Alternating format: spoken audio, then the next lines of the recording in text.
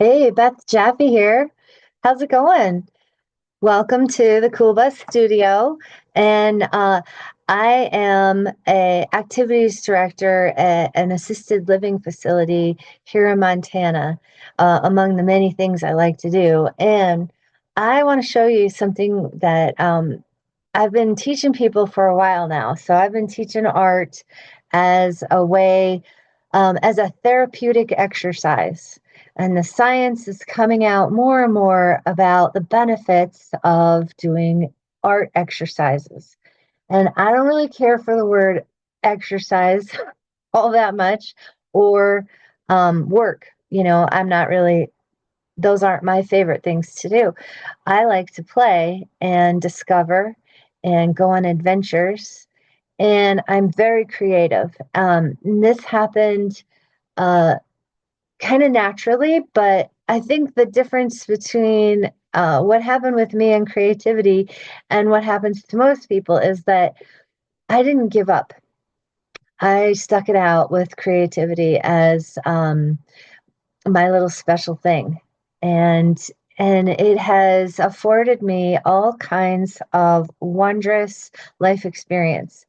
And it's never too late to develop creativity and what I call learning to flex your mojo muscle.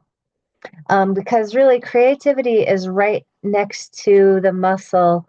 I talk about it like this. I say to people, hey, guess what? You have access to the fountain of youth, which is an inner fountain of creativity within you. And it's right next to your mojo muscle. And if you learn to flex your mojo muscle, your creativity fountain will start flowing more. Like you got to prime the pump. And this is how we do this is we begin to look at the world around us in a new way. That's a lot of what artists do is observe. And they notice things that other people maybe aren't noticing. And part of that is because they just slow themselves down a little bit. And it turns out that when you get older and you age, you get better at slowing down, whether you want to or not, right? So, I have this fun little book that I've created and I show it to a lot of people. So I'm going to do a quick little version of it for you. See, so it's just a plain old notebook, right, with lots of blank paper in here somewhere, but there's also lots of, see, there's the blank paper. And you can buy these for pretty cheap at like Walmart or Target or Hobby Lobby, wherever you want to go, where there's like a big lots of art supply stores sell these too, but you can get them for cheap. And um, I I love to show people about the fact that the word art is also in the word heart. And people with lots of heart tend to like lots of art. But also across the world, across time, we have a lot of art as a basic part of being human. In fact, people were drawing before they were writing or doing numbers or any of that business. They started drawing. And it's really at the heart of life on Earth. And Earth,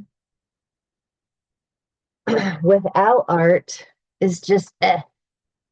And eh is like related to meh. And meh and they're kind of like a scribble, a confusion. It's life that doesn't make sense. Art is making sense of life.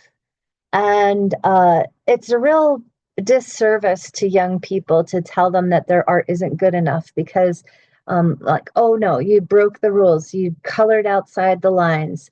Your dog looks like a dinosaur and that's silly, and they laugh at you or something like that. And the teachers really goof up, don't realize just how sensitive. Young people are and how smart they are because they learn very quickly to shut it up and to stop the flow of creativity and stop drawing. And what happens is life just becomes kind of a meandering path. You just wander and wander, loop de loop, and you never really get anywhere. And you're just walking around going, eh. eh, you don't have any mojo flowing. You don't have any good luck. You don't have that zest for life that comes from doing art. Okay, so let's get to the next page because I know there's some exciting discoveries to have here. Um, so this book is full of exercises and ways to learn to draw and develop your art.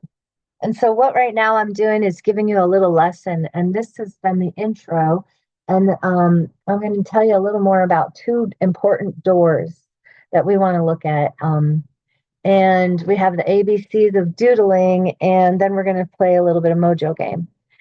And when you're dealing with eh and meh as a regular, and you haven't really been playing with creating your own art, or diving into your own form of creativity. For a lot of people, creativity means listening to music or making music or um, flower arranging or decorating their house or expressing themselves through the clothes they wear.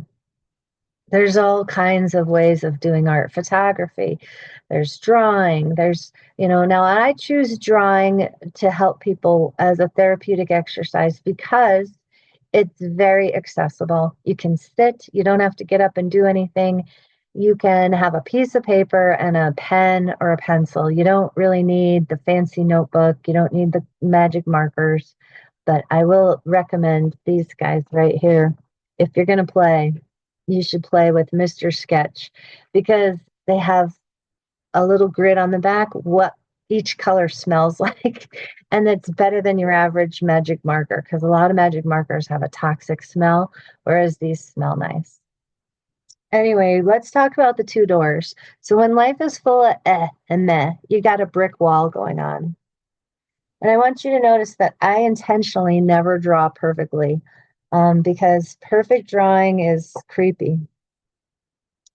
In fact, right here, sometimes it's really fun just to trace your hand. And I don't know if you remember, I was teaching people this class when I was drawing this. It was around Thanksgiving time. This was an early drawing of a turkey, and we got to do the feathers, right? Also, you should just know that Mickey Mouse's birthday was on Thanksgiving when I was drawing this. That was kind of fun.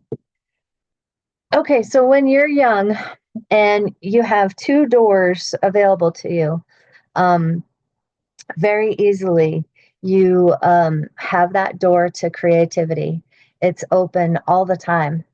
And what happens is you kind of shut it and you walk on, and the door to um, literacy and a lot of logic that is common knowledge amongst the academics, teachers, and people in charge of society really wanted young people to develop a civilized way of being as they want. Adults want to do that. And so art can be a little wild and off the beaten path and breaking rules sometimes, right? When kids are just scribbling crazy, it's like a tornado. Really, the artistic energy can be crazy like a tornado. And so they kind of like tame it and they shut that door to it. Okay. Kids, when they're learning to draw, don't realize just how easy it is to draw a door, right? It's just like a rectangle and it's got a dot. If you really broke it down, it would be like an L, right? An L and then an L backwards and upside down. And if you add these little lines right here, it's like you slam the door shut. Well, also little kids like to draw houses. And this is a much more interesting door, a creative door, because it has a window into the who you really are. So there's a person. Who is this person who's in the window of creativity? Well, everybody has that. And you might wonder, who are you if you are inside your window of creativity? I'm super curious about that. That's why I'm teaching you this. So you can sometimes It's a little harder to do, but you can close the door to logic and your civilized nature and open the door to your creative nature. And I think that that's step one. The truly mature people know how to have mastery over when the different doors are open, and you can go back to being somebody who has both doors open. You can learn to live in the world with your creativity flowing. And I'm just going to pause this for a second because I've got a sore throat. So hang on. Okay, hey, thanks for waiting there. Maybe you didn't, maybe this video just kept on flowing, but there's a little bit of a hiccup because I was coughing like something else. Anyway, listen, what I want you to do is um, take a regular piece of paper and a pencil or a pen and just do some scribbling and see what comes up. Now, uh, there's some really fun games that I have for you when you just do some sophisticated scribbling. It's hard to imagine yourself pretending to be a kid scribbling when you're a grown up, right? But you can do it. I bet you can. Just like somebody can learn to run a marathon. Now, none of us in the world of sore knees and crickety hips want to run marathons naturally and easily. Like, it's just not where we're at, you know? But we can enjoy a good walk around the block, especially on a nice sunny day when there's birds singing and flowers blooming. And that's what's happening when we're learning to do art. The people whose art is up on the walls in galleries and art museums, they're like marathon runners. They've had endurance to practice and to stick with it through the tough weather and the long, grueling hours. And boom, they've made it to some special, amazing place of elitism, really. And it's not necessarily for everybody, right? But walking around the block is. And drawing is like that. You can learn to enjoy drawing and do this as a way to feel good. So give it a go. Get a piece of paper and do some scribbling. And here's an example of some scribbling. I just took my pen and I went like I was stirring a cookie batter or something. And I just went straight down the page. Um, zoom, zoom, zoom, zoom, right? And I did it next to and I did the other side. And I switched the colors up a little bit because it was fun. I did a dark blue and then I did two light blues. And then I was like, I got more room. I'll do two more dark blues. And then what I found was that it created some spaces and it was a little bit monotonous. And so I colored it in with some yellow. And now it's a much more interesting, fun little picture. Boom, I'm an abstract artist, and now you can be too. Okay, I hope you've enjoyed this lesson and that you will challenge yourself to get out there and try this. This is kind of what I call is the mojo game. So that's the ABCs of drawing is you start scribbling. And I can do some more with the ABCs of drawing on another video, but today I just want you to try some sophisticated scribbling. Because that's where it begins.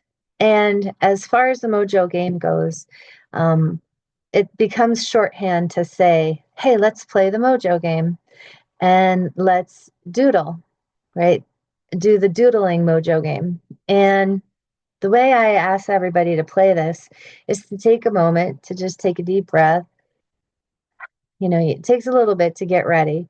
You need your piece of paper, maybe some crayons or colored pencils or magic markers or just a plain old pen or pencil, right? You get those things. And if you're lucky enough to have access to music, maybe on your phone or a radio, or a record player or a tape cassette, CD player, whatever it is, maybe pick yourself two songs and draw for the length of two songs. And before you hit play on those songs, just take a moment to have some slow breathing. slow yourself down to observe yourself practicing something new. And what this does is it helps you knit the two sides of your brain, the logic and the creativity, which might be blocked off to you because you had to become so focused on survival in a logic-oriented world. But you might find yourself having a lot more fun if you can bring these two worlds together like a sewing machine, knitting them together through some drawing exercises. Give it a go. You'll see what happens. You might find yourself laughing more and feeling a little bit more alive, a little more lucky, where life starts to click into place.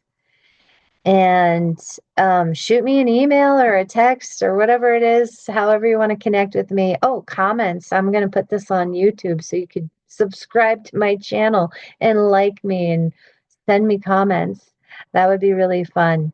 Of course, just do nice ones. I don't really like mean haters. If you're a mean hater, go back into your logic door. Okay, that's enough already. I'm being silly. Have a great day. Take care. See you again next time.